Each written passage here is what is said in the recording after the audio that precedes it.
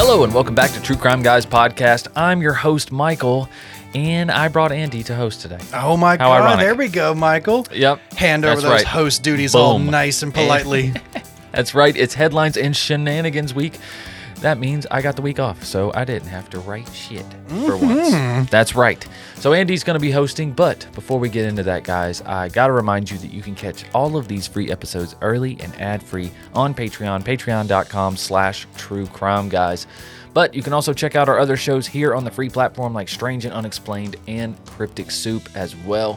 Make sure you give us a follow on social media at True Crime Guys. All right. Well, I guess I'll pass it over to Andy and we'll get into some of these shenanigans. What are we starting with, Andy? I think so. Michael, I'm going to give you a choice. I'm going to give you a choice between two. I like you want to choices. start with kind of like a hometown, home area type story? Or do you want to start with a good old Florida man story? Let's start with the hometown. Let's start with a little hometown. Yeah, let's say Florida man. This guy's a little hometown hero right now. He could have been. This man did not get the hero's welcome he thought he might. Oh, shit. This comes from the good old state of South Carolina. Oh, that's South right. Carolina has it's practically your brother. I like to refer to South Carolina as Florida Light. Myrtle Beach, basically Daytona Beach. Just it's the cousin of Daytona Beach.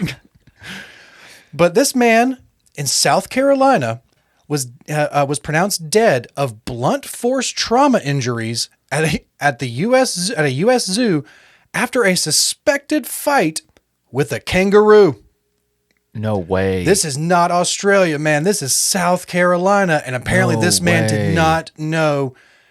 Do not fuck around with those motherfuckers. Oh, my God, dude. Like, you talk about king of the jungle. Those are king of the bush. Like, Kangaroo beat his ass. like, Killed him, literally, yes, like boxed him to death. Oh, my gosh. Officials in South Carolina are thinking, investigating the death of a man who is believed to have been killed while fighting a kangaroo in an enclosure at a children's petting zoo. Like I said, Florida Light.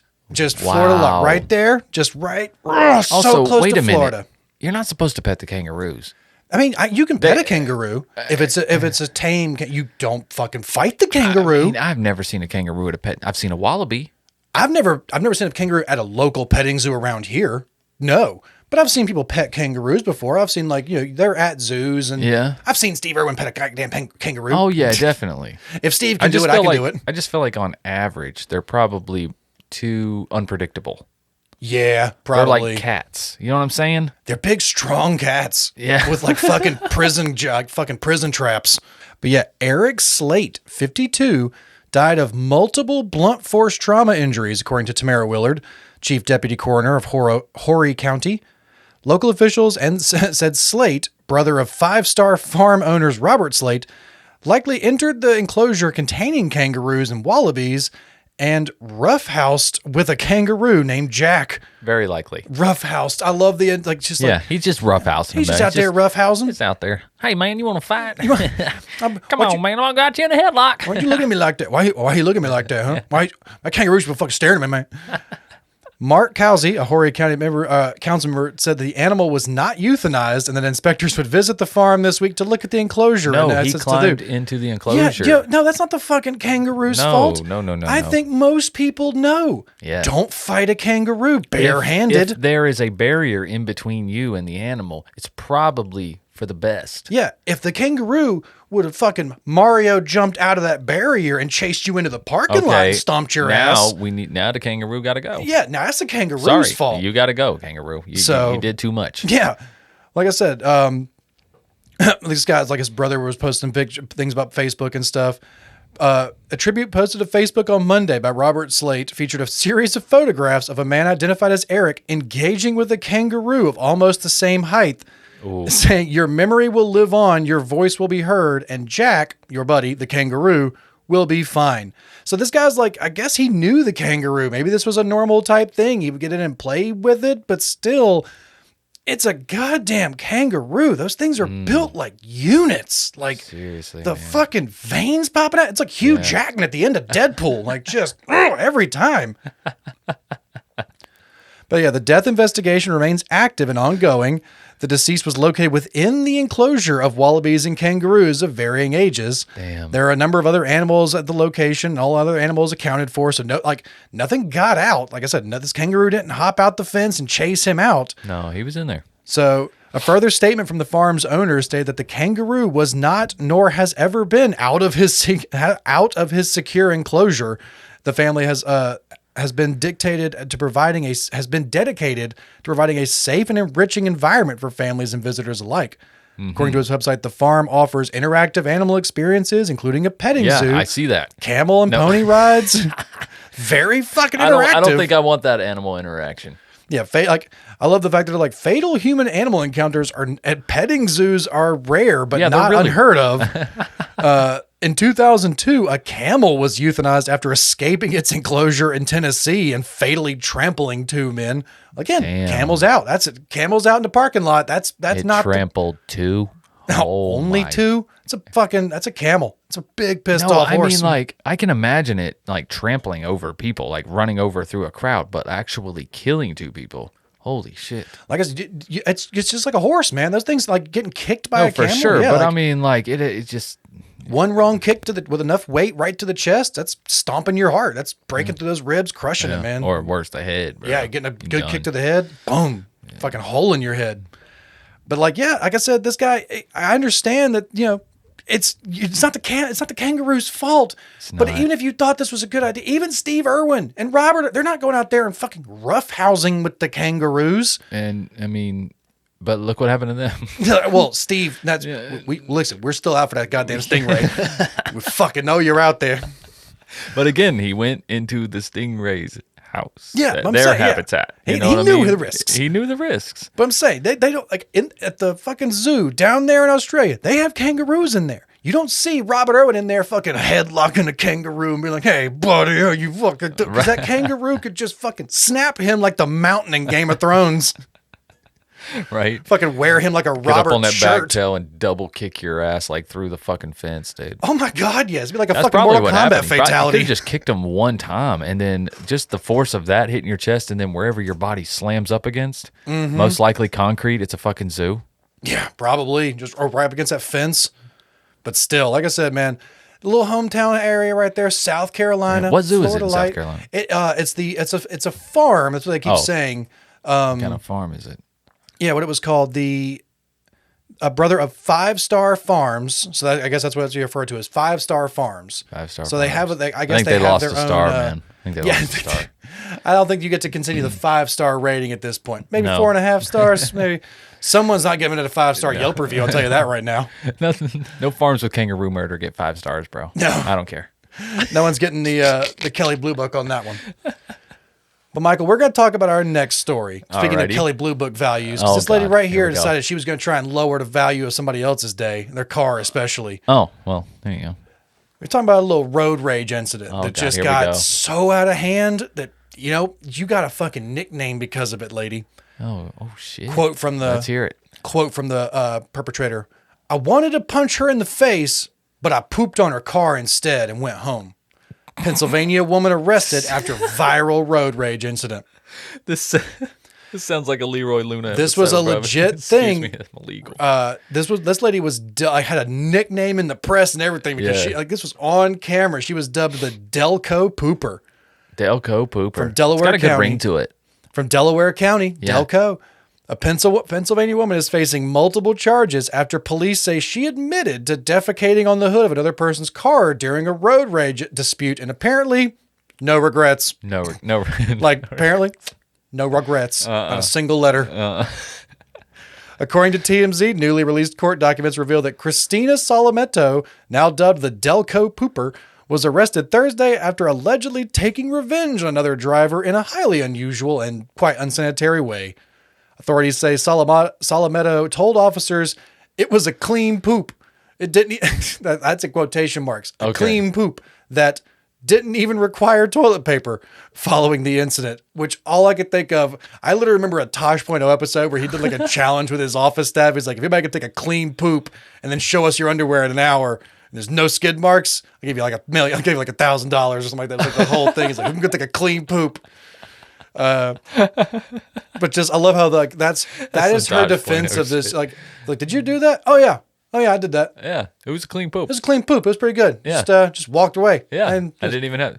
If you're concerned if I had toilet paper or not, let me go put that to bed right now. Yeah, I'm not. fine. I shit on cars, but I'm not unsanitary. Is what she's trying to say. Yeah, she's like, I didn't have to go home after that. I just went about my day. You see what she's saying though? She's like trying to explain it away. Yeah, she's like, listen, I know what I'm talking about. Yeah. Okay, I'm even a messy one. I'm prepared to poop in public. I'm a clean pooper. I'm a clean pooper. I don't even need toilet paper. The victim allegedly insulted Miss Salametto.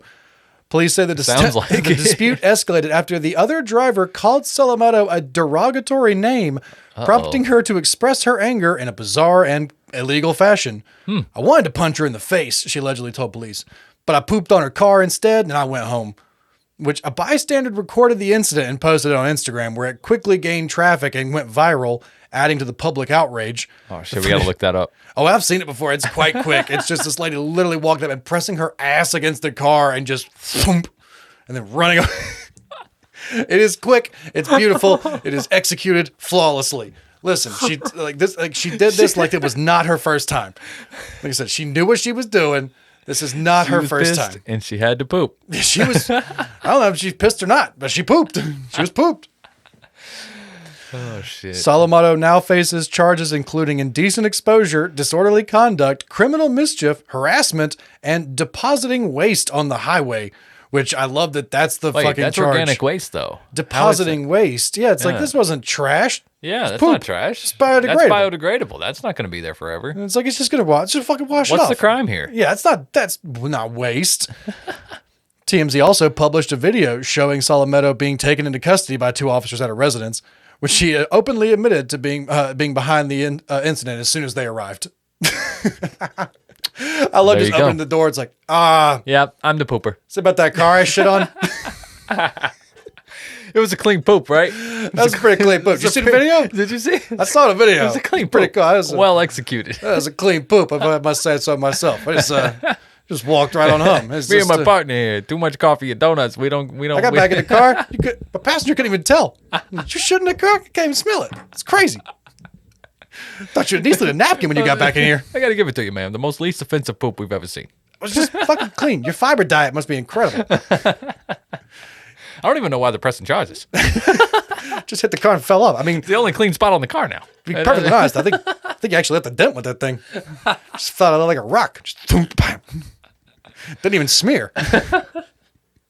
You need to drink some more water, man. It's enough shit talk.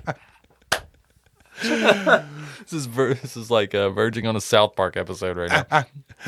All right, Michael. Well, we'll leave our little public pooper behind, and we will talk about something that has just been eating away at my brain since I learned this fact recently. Oh God, here we go. And because it's for so many people, burden us all with it, then, Andy. For so many people who've always thought it's like, is the CIA watching us, or are they secretly in our lives, or are they out there?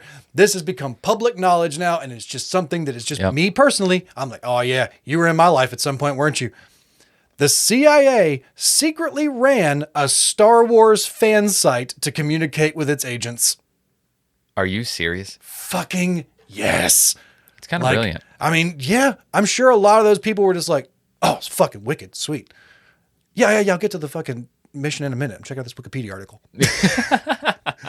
No, I want to learn about Mara Jade. What are you talking about? Hold on a second. Yeah, it's fucking sweet. Look at that picture of Orlando. Fan art and shit.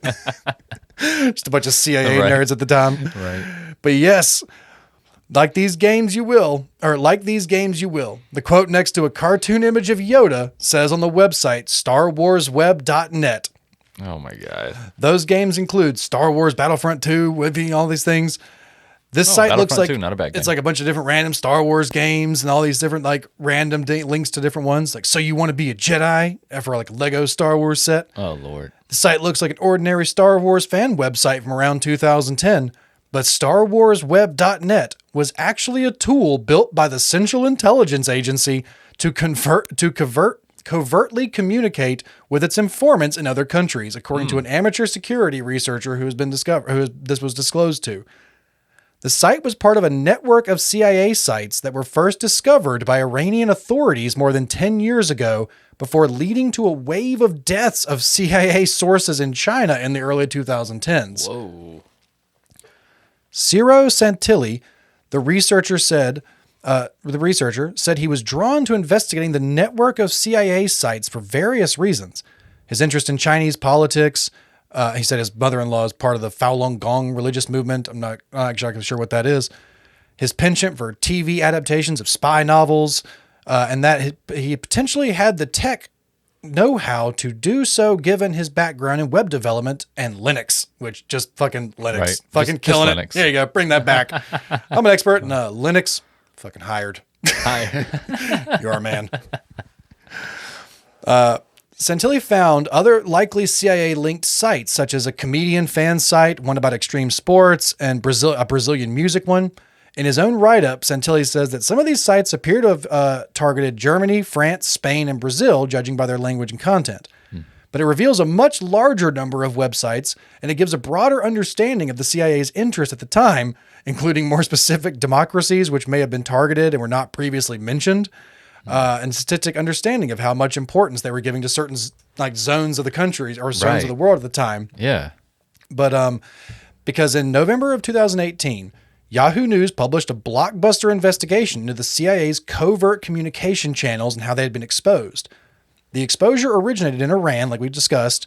More than 24 CIA sources died in China in 2011 and 2012, according to the report. And the CIA ultimately shut down the covert communications tool they had been using because of it. And in September of 2022, Reuters published its own investigation with the headline, America's Throwaway Spies. And the article showed how, example, a CIA informant in Iran called, can't even pronounce that name, Gholamreza Hosseini. Nailed it. Was identified by Iranian authorities thanks to the CIA's sloppily put together covert websites at the time. One of the CIA's mistakes was that the IP addresses pointing to the sites were sequential, meaning that after discovering one, it was straightforward for a researcher to find the others very likely in the same network. Oh, shit. So they had registered all these IP addresses from these computers, all just one after the other, right after the other in a line. Oh, man. So as the Reuters piece showed, typing a password into the ordinary looking website search bar actually triggered a login process for sources to then communicate with the CIA. So on the website where there was the search bar, the CIA agents could put in a password there, and it would then send you to a secret backdoor part of the website. Which that's pretty fucking cool, to be honest. It kind of is. At the same time, some fucking cat walks across the wrong person's keyboard, accidentally hits enter, and all of a sudden you're in the CIA archives. You're like, I wouldn't have used such a popular fan base as because how many people are going to StarWars.net on a regular basis? Yeah, StarWarsWeb.net.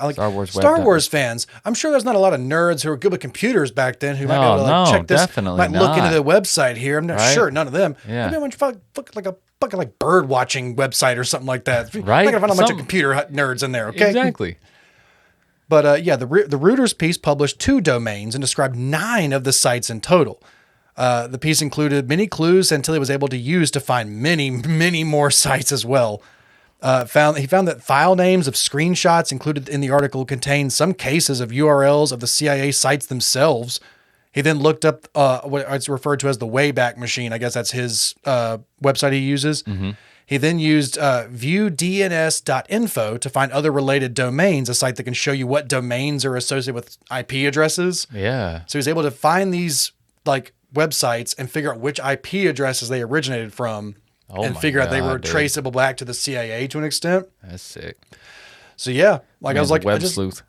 Yeah, the Citizens Lab, they did a previous test, identified 885 total websites following Husseini, telling Reuters the name of the site he used to communicate with the CIA, IranianGoals.com. Eventually, Santilli had a few hundred domains, which he manually inspected as patience would allow. But recent efforts to uncover the websites CIA has used to communicate with their spies all over the world aligns with what we know about this network. We're now about 15 years past what these websites were being actively used for, yet new information continues to drip out year after year.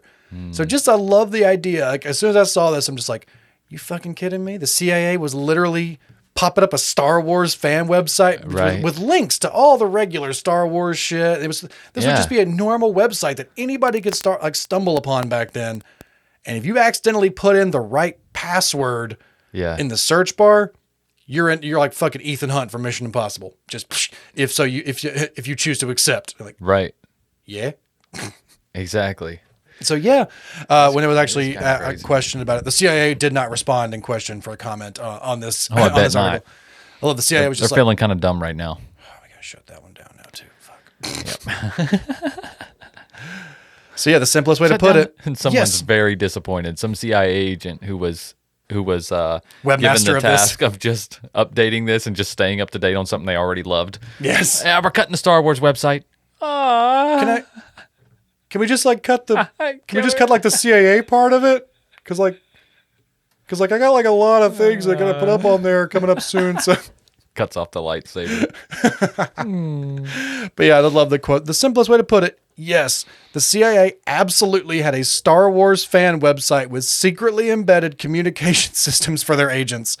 And while I can't account for everything included in the research from Zero, his findings seem very sound.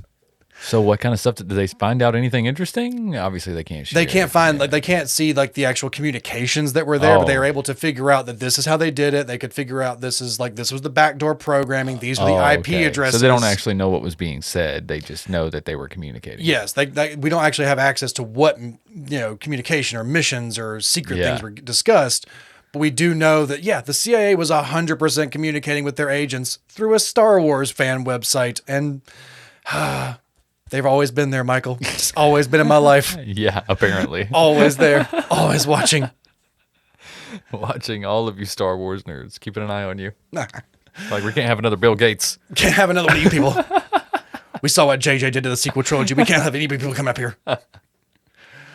But Michael, All right. talk about somebody we need to keep an eye on. Who's that? We're going to talk about this for our last case. All right, we got one more. This was given to me by Megan, my fiance, earlier in the week, and she was so taken aback by just being a Floridian herself. Oh no! Of just like the Florida man story. Here there we go. was this Florida man. It literally, it's like if you had to pick like a bingo card or like a top 5 things you would imagine a Florida man would be a part. It's like this man literally hits all of them. It's like bingo across the board. Like really? Okay. You got like fucking triple crown in this So shit? this guy's more Florida than anybody. Like, are you going to prison as the fucking Secretariat of Florida? Just like a goddamn legend? Right? This is I from gotta the hear New about York this. Times. Bitten by an alligator. Okay. Man is killed after charging at deputies, Oh. sheriff says. So I'll get through the whole thing here. The deputies say that Timothy Schultz, 42, of Mulberry, Florida, swam across an alligator-filled lake before a violent encounter with deputies in the nearby neighborhood. This was on Memorial Day. A Florida man was bitten by an alligator as he swam across an alligator-infested lake. Bleeding from a bite to his right arm, but undeterred, he climbed out, grabbed a pair of garden shears, and walked into a gated neighborhood, alarming the residents, obviously. Within minutes, the man, Timothy Schultz, was dead, shot by sheriff's deputies after they say he charged at them with garden shears and failed to be subdued by a stun gun and tried to grab a shotgun or a rifle out of their cruiser. So, like, the fact that, like, this is what the cop says, the fact that he was bitten by an alligator significantly and continued his rampage was shocking. This is just crazy stuff that you can't make up. Like, the fact that, again, he's bitten by an alligator. He has a big alligator bite down one arm. He's shirtless. He has garden shears. He then gets tased by the cops. That does nothing. Absolutely nothing. He then dives into one of the cops' cruisers to try and get their, like, rifle or shotgun that's on the roof. They then have to shoot him multiple times because it's not fucking doing anything. Just goddamn super meth. Because, in fact, Mr. Schultz had started acting strangely at least 2 hours before the fatal encounter, according to the sheriff's office, which pieced together a timeline of events. Schultz, in his final moments, Sheriff Judd also said that Mr. Schultz had a lengthy criminal history, which he described as, Michael? Mm-hmm. Meth arrest. Okay. Meth arrest. Okay. Meth arrest. Starting to see a pattern. Meth arrest and meth arrest. Oh. Just a fuck. Like, it just reminded me Is of that all? Yeah, it's the Is that Chappelle Show thing of just like the top 5 rappers of Thailand. Thailand, Thailand, Thailand, and Thailand. I feel like that sheriff was just out there just being like, meth arrest, meth arrest, meth arrest. We got meth arrest and meth arrest. Just like this, counting it out. Disturbing the peace. Meth arrest. Pissing in public. Some meth arrest. The events on Monday began before 6 a.m. when an employee at a racetrack gas station off Highway 37 called the sheriff's office to report a man inside who was acting bizarre. I'd say. Shaking and asking to call his son.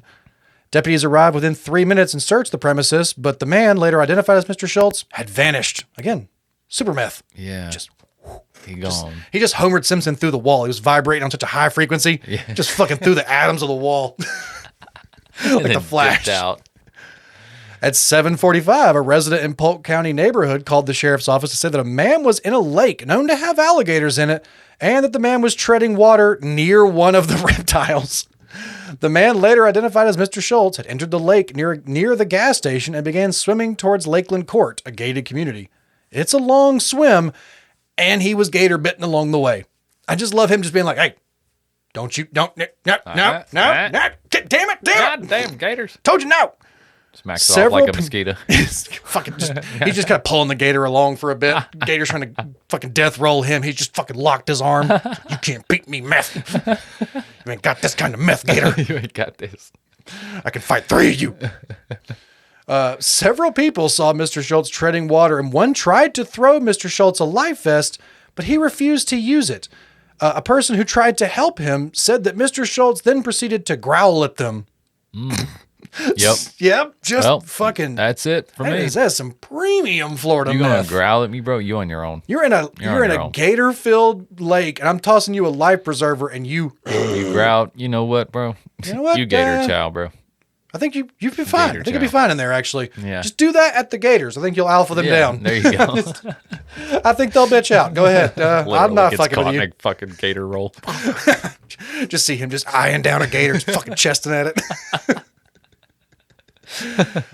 Then Mr. Schultz, bloodied, emerged from the lake, crossing between houses, and witnesses told deputies he was trying to break into a vehicle carrying a large pair of garden shears. And when deputies arrived, he immediately charged at them with the shears. Deputies say that they commanded him to drop them, and they twice tried to subdue him by discharging a taser, but it had absolutely no effect. Yeah. Which, fucking super meth. Yeah. Killing it. Yeah. Yep, final escalation. Mr. Schultz climbed into the passenger seat of a sheriff's office cruiser and tried to remove its shotgun or rifle from the holder. And at that moment, 2 deputies fired, and including a trainee, opened fired. So yeah, multiple shots. And he was previously, he'd also been arrested on charges of, like we said, meth, and was just released on May 20th. Just a few days prior, dude. Was released on his most recent meth arrest. So hold on a second. Did I hear you right? You said a trainee shot him too? Yeah. You just a trainee? You already killed somebody? 2 deputies. Welcome to being a cop in Florida. Right? Training day, son. My man ain't even a cop yet. He already killed somebody. Where is Denzel right now? My man. Seriously. The investigation is ongoing, but I feel like they're just going to wait on those toxicology reports to see how much meth. I feel like there's a kind of pattern with this man. Yeah. But yeah, just banging on all cylinders, man. Fighting gators, growling at people, super meth, fighting off tasers and cops. Like I said, man, Florida and their sunshine laws have just been such a blessing to the country. Like they have just been, it's like Florida. Entertaining content. Like, could you imagine if people didn't know, like the actual mayhem of Florida, like if those stories didn't get out, and it was just word of mouth that these stories were told by. Like people had to visit Florida and then come to tell people like, dude, I was down in Florida. I saw like 4 people fighting a gator in a fucking Kmart parking lot. The cops were with goddamn lawn chairs betting on the gator. They'd be like, ain't no way. And then the guy dig through his luggage bag and bring out the goddamn newspaper headline. Look at it. Look at it. Look at that. I'm not even kidding. It's that kind of shit every day. This was only on Tuesday. But what they don't know is that kind of crazy shit here every day, or wherever you are every day too. It's just your state doesn't have laws where they got to admit all the shit. Yes, like I said. We know, Andy, there's areas of Charlotte we don't go. Oh, absolutely. Because you're going to go there and you're going to see something weird. I was driving not too long ago, and I was driving over the South Fork River, and I just remember seeing like, I've heard stories of the gators in the South Fork. Just driving over there and be like, ain't nobody know for sure, but Yeah. there's gators in that. There's gators in there. There's gators. We're too close to South Carolina to not have gators, dude. They don't want to be there either. No. They're making their way up here. Have you seen who lives around us? Fuck that. Oh man, it's because those gators ain't got oh my Gaia, man. It's easier to be in close proximity with people if you smell nice. That's why gators are just coming up here. They're just smelling all that true crime pine we got on all the time. That's probably it. It's probably it.